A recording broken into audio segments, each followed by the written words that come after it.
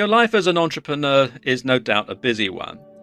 So you need to avoid distractions and conflicts as much as possible so that you can have a good, productive and successful day. And we're going to give you some tips on how you can do that in this video. And the first one is to make realistic goals, to set realistic goals for yourself and for your business. So start by performing an assessment to get clear on your top priorities for each day, each week and each month.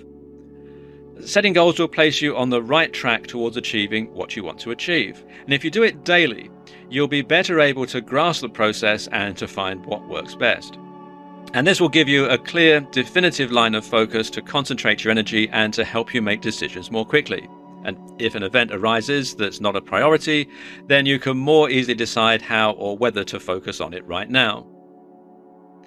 Also, you can benefit from doing as much as possible in as little time as possible by using the 80-20 rule to your advantage. Now, the 80-20 principle states that 80% of an individual's success comes from 20% of their efforts. As an entrepreneur, you want to figure out where your most profitable 20% is and spend the majority of your time on those activities.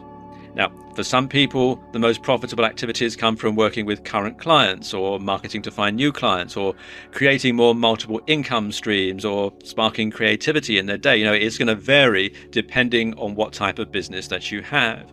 But you should be able to figure out exactly what that is, what your most profitable 20% is. So find out what yours is and then concentrate the majority of your time on that. And also, you should try to make things as simple as possible. Lots of people don't do this. They look for complicated and convoluted ways of doing things. But if you keep to the old KISS principle, keep it simple, stupid, then you should be fine. Make it as simple as possible.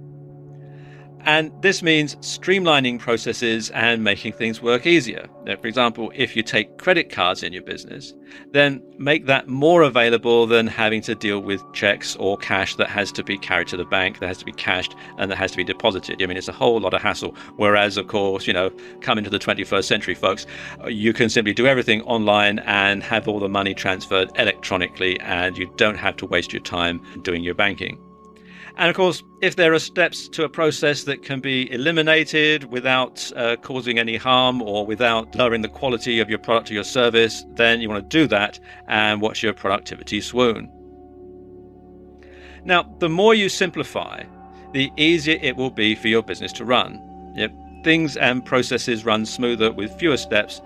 And when there's fewer steps, you decrease the possibilities of errors because there's less to do, so there's less to go wrong. And simplification is a great tool for finding more time. Something else that you can do is to get other people to help you.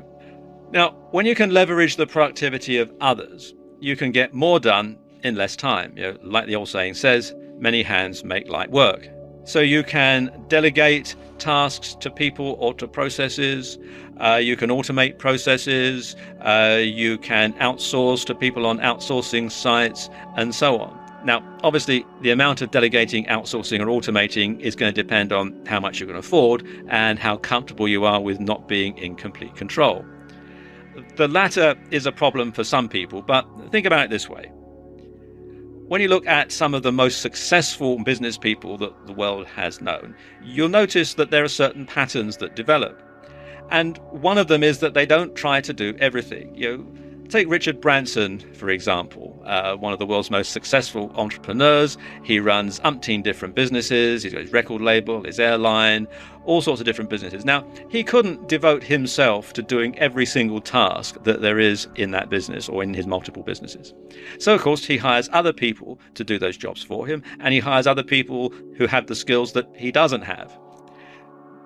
Bill Gates, well, he may have written code when Microsoft first started back in the early days, but once he started to get the company going, he didn't do a lot of hands-on coding. He had other people to do that for him. And Microsoft, of course, is now one of the biggest and most successful companies that there is in the world today. Henry Ford, you can go back that far. Henry Ford came up with a way of mass producing motor cars. And I'm sure he worked it all out ahead of time, but it came to a point where he didn't need to get his hands dirty anymore. He could simply hire a whole army of people to do the tasks for him. He didn't need to actually hand build the cars himself. He had other people who worked for him who did that. And then there's Arianna Huffington. Now, she doesn't write every single article that's in the Huffington Post. She doesn't sell every piece of advertising personally. She has other people who work for her who do that. So the message is clear. If you want to be really successful, you must leverage the time and expertise of others.